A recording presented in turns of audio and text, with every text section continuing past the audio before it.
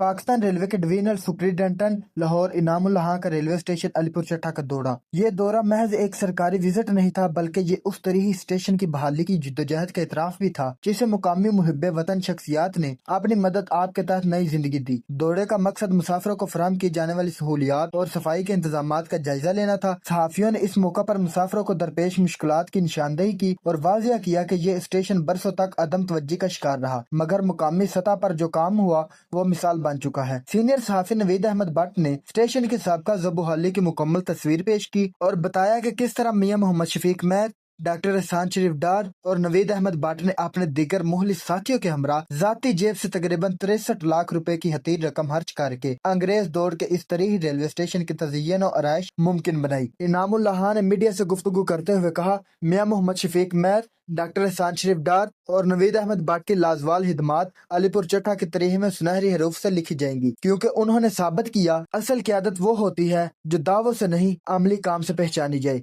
अलीपुर चट्टा का railway station आज सिर्फ एक इमारत नहीं बल्कि अवामी शऊर, हिदमत और यकजहती की जिंदा मिसाल बन चुका है और ये पैगाम दे रहा है, अगर नियत हिदमत हो तो वसाइल खुद रास्ता बना लेते हैं। जी।